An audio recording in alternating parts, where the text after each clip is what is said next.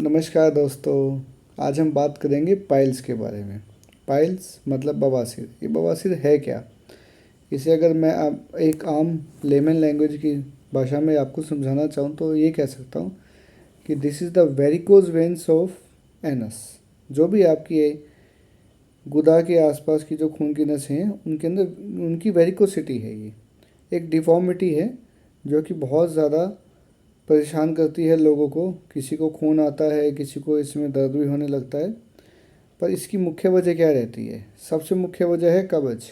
अगर आपको कब्ज है, आप लैट्रिन करते हुए स्ट्रेनिंग करते हो, बहुत ज़्यादा ज़ोर लगाते हो, तो उससे क्या होगा कि नसों के ऊपर दबाव पड़ेगा, क्योंकि इनर म्यूकोजा बहुत सॉफ्ट होता है। तो जैसे ही वो सॉफ्ट होगा उसके ऊपर दबाव पड़ेगा। आप डेली स्ट्रेनिंग करोगे तो अल्टीमेटली क्या होगा कि वहाँ की जो नसें हैं वो फूलने लग जाएंगी और वो मस्से बन जाएंगे। फिर बाद में मस्से आ जाएंगे बाहर।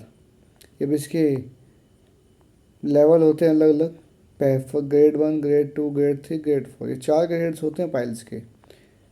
जो पाइल ग्रेड 1 होता है वो ऐसे मस्से होते हैं जो कि गुदा से बाहर नहीं आते। ग्रेड 2 भी गुदा से बाहर नहीं आता, बट ग्रेड 2 के अंदर और ग्रेड 1 के अंदर ब्लीडिंग होती है। और उसके अलावा होते हैं ग्रेड 3 और ग्रेड 4। ग्रेड 3 ऐसा होता है कि जिसके अंदर मस्सा बाहर आता है, आप उसको उंगली से वापस गुदा में डाल लेते हो, पुश करते हो तो वो अंदर चला आता है। ग्रेड 4 होते हैं जो परमानेंट ही बाहर होते हैं। अब ये इंटरनल भी है और एक्सटर्नल भी है। 3 और 4 जो है वो एक्सटर्नल की कैटेगरी में चले जाते हैं।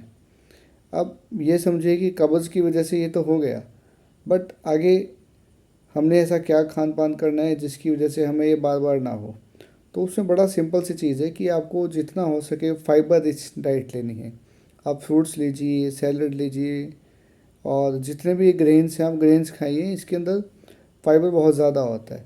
आप मैदे की आइटमें ना खाइए, आलू ना खाइए, चावल कम खाइए, क्योंकि इनसे कब्ज होगा। कब्ज होगा तो स्ट्रेनिंग होगी, स्ट्रेनिंग होगी तो दिक्कत होगी। आज की डेट में एक बहुत मुख्य वजह है जो पाइल्स हो रही है बहुत से लोगों को, वो ये है कि हम लोगों के घरों के अंदर, सबके घरों के अंदर है, हम लोग इंग्लिश टॉयलेट यूज़ करते हैं। इंग्लिश टॉयलेट के अंदर क्या होता है, जो आपकी रेक्टम का जो मुंह जो उसका ओपन होना होता है वो इतना प्रॉपरली ओपन हो नहीं पाता। तो उसकी वजह से जब हम स्ट्रेन करते हैं ज़ोर लगाना पड़ता है हमें।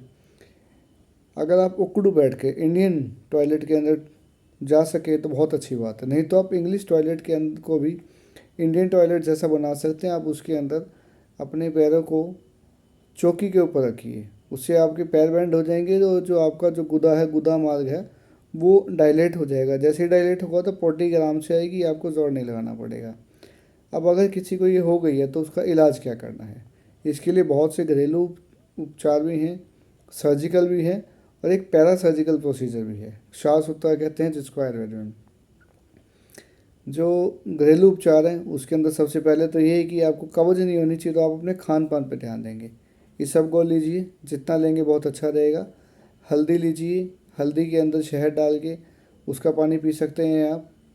आधा चम्मच 1 गिलास पानी में हल्दी डालनी, इससे ज़्यादा नहीं डालनी है। उसके अंदर आप शहद डाल के भी पी सकते हैं। उसके अलावा हल्दी को आप गुदा के ऊपर लेप भी कर सकते हैं। उससे क्या होगा, जब हल्दी को गुदा के ऊपर लेप करेंगे तो वहाँ की सूजन कम होगी।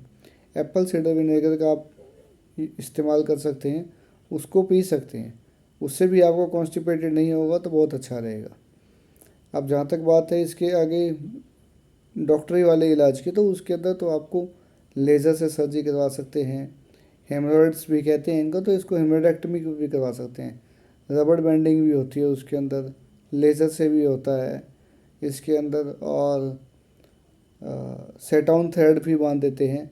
बट सबसे बढ़िया जो इसका इलाज है जो मेरी समझ में है वो है श्वास सुतरा। श्वास सुतरा एक डे केयर प्रोसीजर है, बहुत इकोनॉमिकल है। पेशेंट एक बार धागा बंधवा के मस्सों के ऊपर जाता है तो ये मस्से लगभग 10 से 14 दिन के अंदर झड़ जाते हैं। साथ साथ पेशेंट को इलाज कोई भी ले ले, पर उसके अंदर पेशेंट को सिकाई बहुत करनी पड़ती है, सिट्स बात करना पड़ता है।